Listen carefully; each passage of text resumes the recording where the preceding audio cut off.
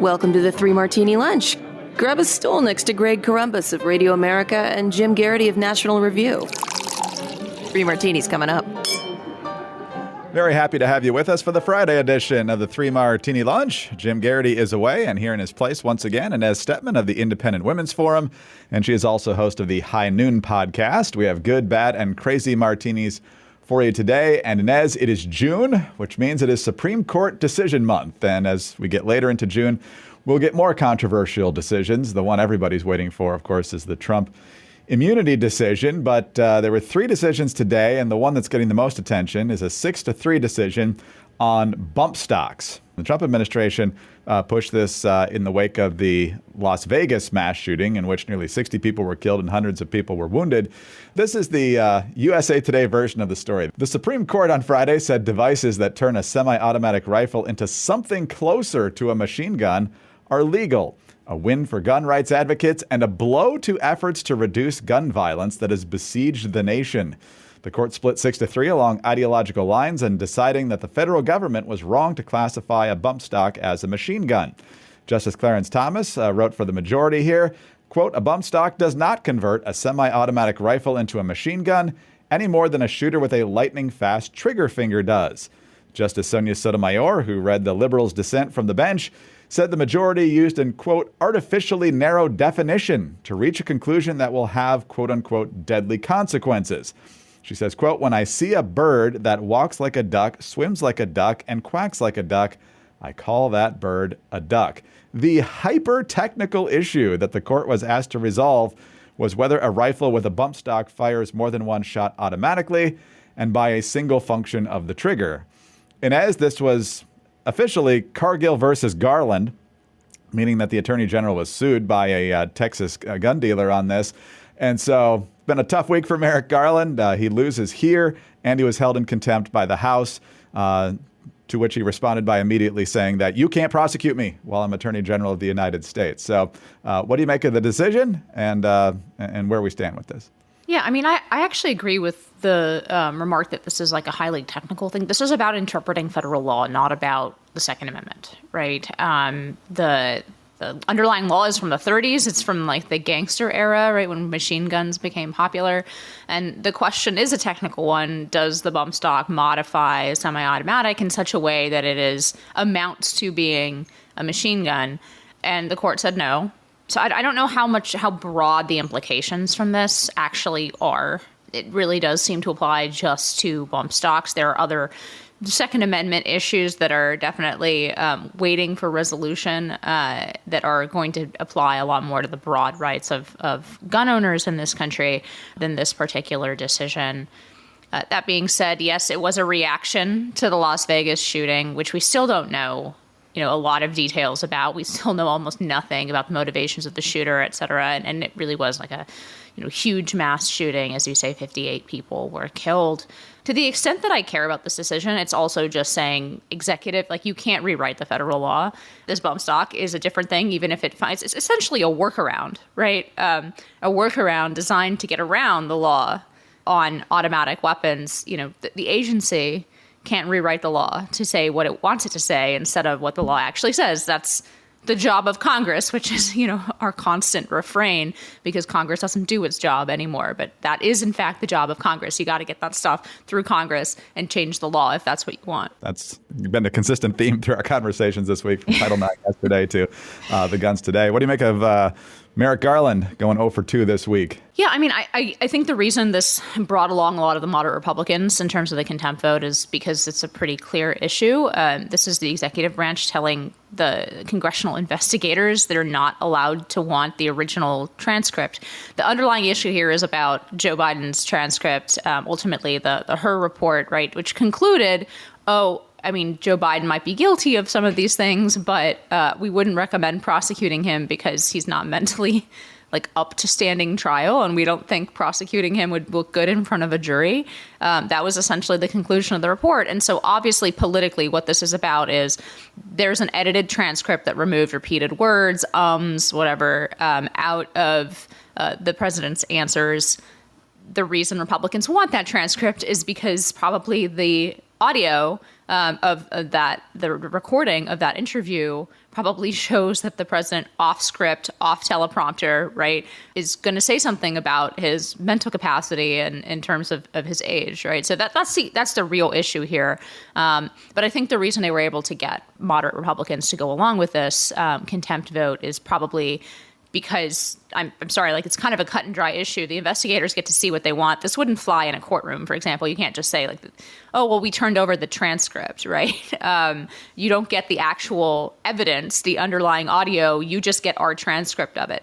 But I don't think there's actually a serious suggestion that the substance of the transcript was edited. This is more about the style and delivery and what it says about where Joe Biden is at. Clearly, yeah, they want the audio and they want the people to be able to hear it, and I think we all know why they're holding it. I mean, we've seen Joe Biden not do well after a few minutes in front of the cameras. We've certainly seen him fade late in debates from the last presidential cycle, and by all accounts, this, I don't know if you want to call it interrogation, but this interview went like 5 or 6 hours, and so by the time you get towards the end of that, you can only imagine what sort of performance he was putting on at that point. So hard to know if we'll ever get it. My guess is not, given how Garland is digging in here. But I think the American people have a pretty good idea what they think of Joe Biden's mental capacity. It's just a question of whether they're willing to roll the dice on him one more time.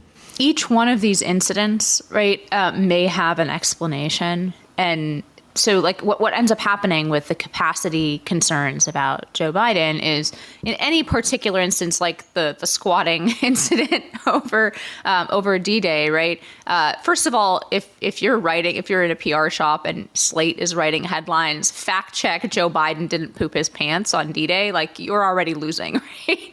If enough people are concluding that from his behavior, you're already on the back foot. But no, the problem is any one of these sort of incidents might be understandable. Like people, they lose their train of thought or they stumble. Joe Biden's always been a gaffe machine. The volume of those incidents and the volume of videos, the latest one of him wandering out and, the Italian prime minister having to kind of like loop him back in. Apparently he was talking to a parachuter. That's all, like, again, you can come up with an explanation for any one of these, but when you put them all together, it forms the impression, I think the correct impression in the mind of the voter, that Joe Biden is substantially struggling with his age and with the responsibilities of the presidency. And it's really hard to escape that conclusion given the volume of these kinds of videos and audio and just like, and even the stuff the administration puts out, right? The short messages that he's delivering that they, slap up on Twitter or whatever. Those are cut like 13 times, right? Like obviously the guy couldn't do it in one take. Anyway, like all of these things together, it is a really high concern. Even Democrats are really, really concerned about Joe Biden's age. And I think it's one of those arguments where there's not really any way for Joe Biden to put those concerns to rest. He's only going to get older. And yeah, I guess like turning out a good debate performance would help him quite a lot. But it seems like there's so many videos out there at this point. The conclusion is sort of inescapable. This is not a man who is up to the rigors of the presidency. Now, whether voters decide that's worth it, we just let the deep state and Kamala run the government, continue to run the government. I don't know. But actually, I will say that on the last point, we now know that 90% of the government functions without the president, right? If we needed any more confirmation, we know that 90% of the government runs without the input or actual control of the president. He's going to have a pretty quiet campaign. If they can get through the debates and a convention speech, I don't think we're going to see a whole lot more of him, but I could be wrong. We'll see. Okay, Sunday is Father's Day, and if you haven't ordered those Omaha steaks for Dad yet, probably not going to get them by Sunday, but you're still going to make his day by telling him that they're on their way. He's going to love Omaha steaks, whether it's the butcher's cut top sirloins, the juicy boneless pork chops, the deli-style gourmet jumbo franks, or the legendary Omaha Steaks burgers. And as Jim and I have said over the past several weeks, it's not just those fantastic cuts of meat, and they are fantastic. The burgers are big, good-sized portions, and they taste fantastic. The sirloins as well. My older daughter said it's the best steak she's ever had. My younger daughter loves the wedge fries that comes with them. You remember Jim's family wouldn't even let him get to the fries or the apple tartlets. They're just that good. My wife loves having it easy to plan a meal, and she loves the taste, and she loves the simple and easy cleanup from it all. It really can't be any easier to get Omaha Steaks. So this year, make new memories with your loved ones and show Dad the love with Omaha Steaks. Visit omahasteaks.com to order the Father's Day gift packages starting at $89 with the code Martini. That's omahasteaks.com, promo code Martini.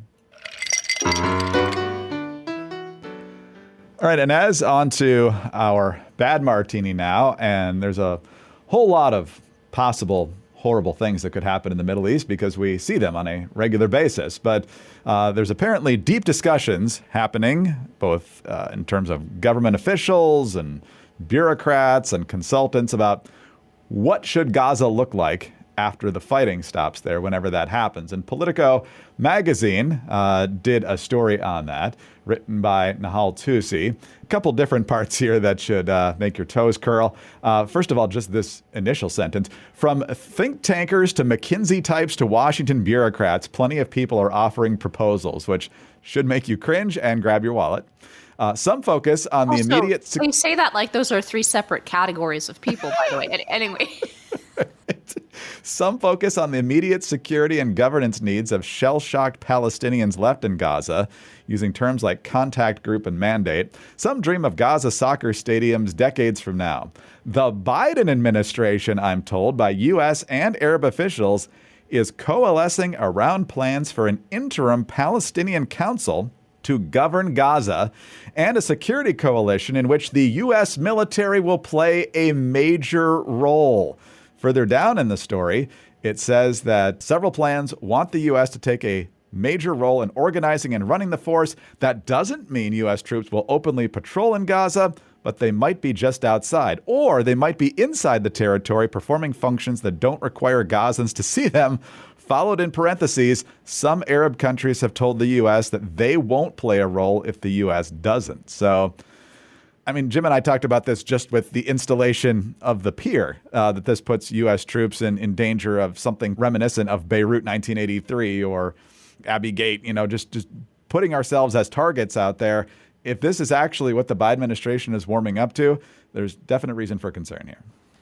Yeah, there's a reason no one wants to administer Gaza, right? The Israelis don't want to administer Gaza, despite all the fury on the left about settler colonialists. They have no desire to colonize Gaza. Nobody wants to deal with Gaza for the very simple reason that it is a hotbed of terrorism, and whoever administers it is going to be responsible for the attempts that are going to continue to attack Israeli civilians, right, and the Israeli state.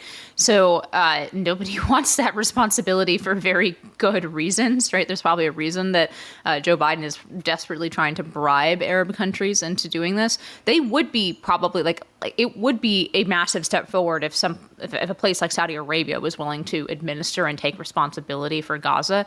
But I mean, if you look at it from their perspective, I can understand why they wouldn't want to do that, right? That's like an understandable national interest on their part not to do that. So it is just this intractable issue that now Joe Biden wants to put the U.S. in charge of doing. And as you say, most importantly, open American service members to attack and to potential harm, boots on the ground in that region. I thought we were trying to avoid. It's funny because the Biden administration has had such I would say generally the psychology of his posture towards the world has basically been getting on his knees and saying, no, status quo, status quo, status quo, right? He's desperately afraid of any kind of escalation in what is increasingly a dangerous and seems like bubbling cauldron of a world, desperately afraid of causing escalation that might require the U.S. To engage in military action in the world when that's unpopular at home. And here he is, potentially agreeing to stick U.S. troops in the middle of an incredibly difficult situation that nobody wants for a reason. I mean, this is insane. And the only explanation for it is, of course, that he is listening to his left flank and he wants to throw them a bone and say, no, well, we'll take care of the alleged offenses in Gaza. And one, that's not true. And two, it's not going to satisfy them. They don't want the U.S. administering Gaza. They want the river to the sea. And that's not anywhere close to getting them that. Right. No, that's exactly right. And we haven't heard a statement officially on the record from anyone in the administration, but it's not like Politico is an adversarial reporting operation here. So when they're talking to these people off the record, and the fact that the word coalescing was used means this is under serious consideration, and it really shouldn't be. Well, maybe the Biden administration just needs to have a better diet so they'll think more clearly before they make ridiculous decisions. They need to eat the full allotment of recommended fruits and vegetables, and it's really hard to get in your regular meals. And you're probably taking supplements to make up for what you're not getting in your meals. But in addition to those supplements, you need to be using Field of Greens. It's your daily smoothie, which will bring you an infusion of fantastic nutrients from things like spinach, barley, green tea, ginger, and turmeric. And all their ingredients are farmed in the United States. There's no heavy metals or pesticides. With a lot of their so-called competitors, you just don't know what they're getting from China and Mexico and other places. Plus, they don't lose all the nutrients through boiling them. They freeze dry them to keep that nutrition. So don't look back and say, I should have paid attention to nutrition when I was younger. Field of Greens is the key to better health today and when it matters most. To start, Field of Greens will give you 15% off your first order plus free rush shipping. Visit fieldofgreens.com and use the promo code 3ML. That's promo code 3ML to get 15% off and free shipping at fieldofgreens.com. Fieldofgreens.com. All right, Inez, on to our crazy martini now. Kind of a double-fisted crazy martini, but I think we're going to camp out on one of these figures more than the other. Alana Goodman over at the Free Beacon highlighting this story. One of President Joe Biden's judicial nominees, she writes, suspended a child sex predator sentence and said the convict had, quote, a lot of good in him, unquote, during a court hearing last year. Maine Superior Court Judge Julia Lipaz, if I'm saying that correctly, who is up for Senate confirmation after Biden appointed her to the U.S. Court of Appeals for the First Circuit, suspended half of Michael T. Smith's prison sentence in 2023. Smith, 45, was convicted at trial of sexually abusing two girls aged 4 and 9. The news comes as other Biden judicial nominees have come under fire for soft on crime records. This week, Senate Republicans balked at the nomination of Magistrate Sarah Netburn, who in 2022 recommended the transfer of a male convicted child rapist to a women's prison after the convict identified as transgender. Netburn told lawmakers she was not sure how sex is determined because she has never studied biology. So I guess she's maybe qualified for the Supreme Court now, given Ketanji Brown Jackson's pass at that issue, saying she's not a biologist. So, I mean, the idea here that you would even consider such an insane idea of a convicted sex offender to put in a women's prison. And I don't know the rationale of the inmate trying to make that decision, but I know that child molesters and rapists are not treated well in prison for very clear reasons. So, Inez, what do you make of the Biden administration trying to push people like this as our best and brightest legal minds? You know, I usually try to stay away from sort of lurid detail, but I think this requires it to show how insane this decision was. We're talking about a 6'2" guy who only started, quote unquote, identifying as a woman at the age of 51, who is convicted of raping a 17-year-old girl and molesting a 9-year-old boy. This magistrate judge decided to put him and reassign him to a women's prison. And it's not a secret that, you know, a non-trivial percentage of women in these prisons, right, are coming from domestic violence situations, whether just that's because of the milieu they lived in while committing crimes, or because of their crimes were related to domestic violence, right? So you're talking about putting a over 6 foot tall guy who lived his entire life, right, as a man, for the reasons probably you identify. Obviously, what man wouldn't want to be transferred out of a male prison with all of its attendant dangers into a female prison where he does not have to physically fear the other inmates because men are stronger than women? The problem is they then have to fear him.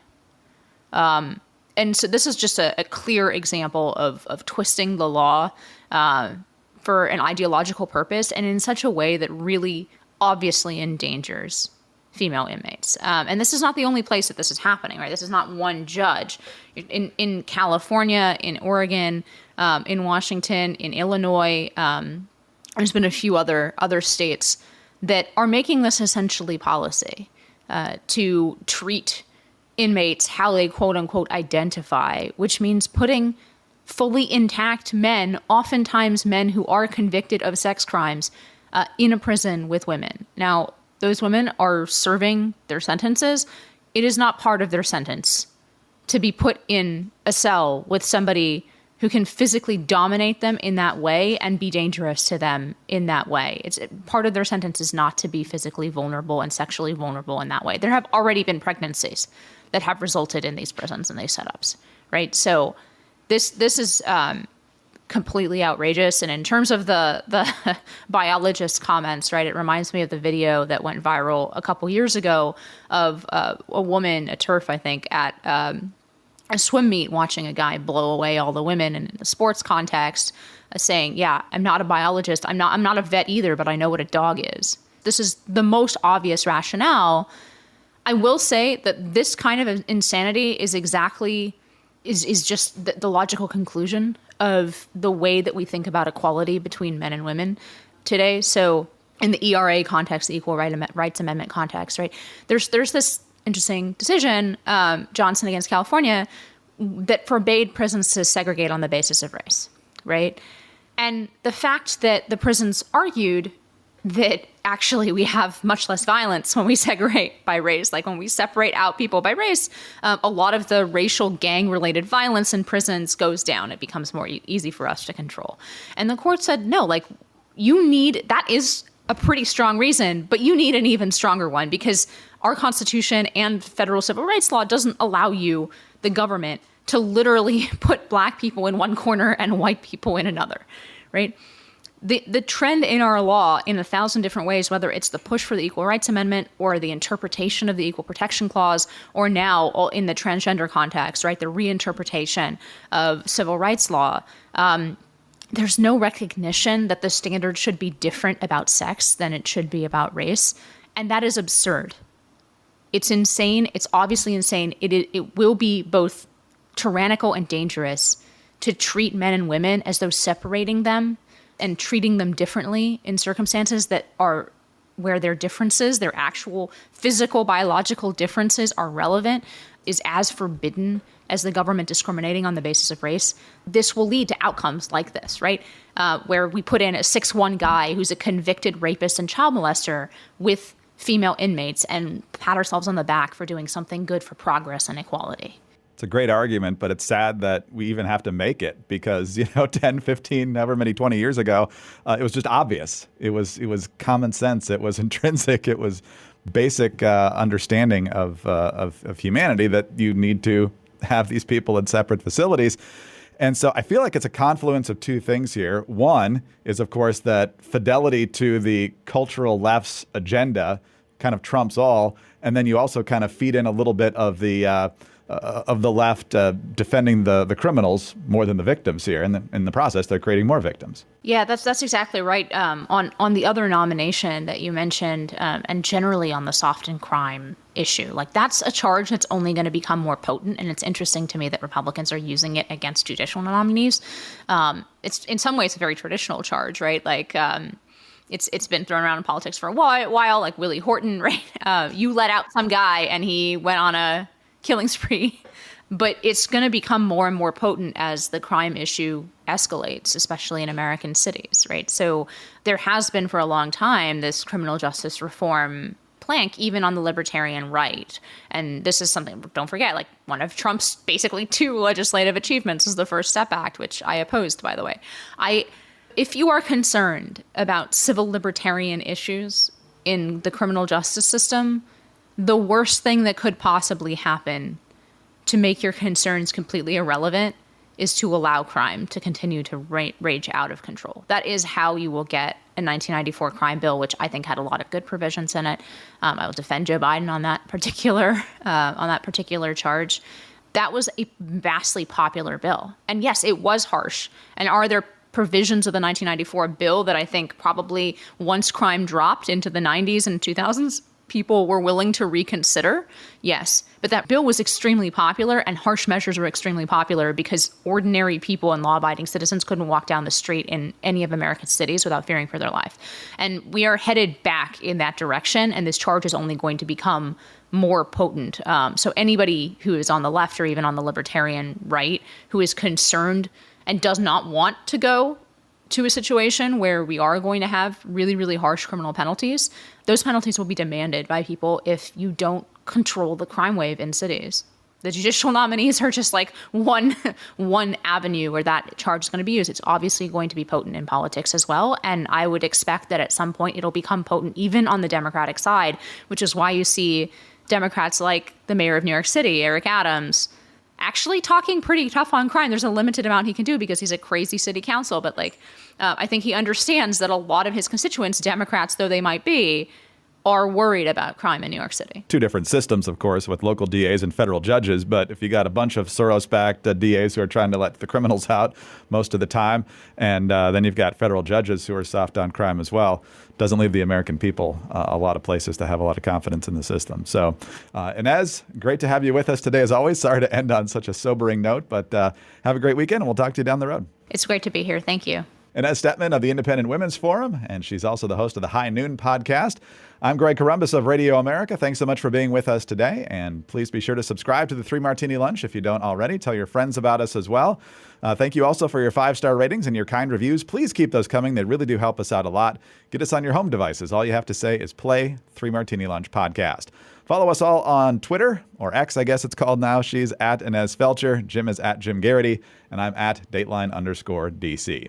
Have a great weekend. Happy Father's Day. Join us on Monday for the next 3 Martini Lunch.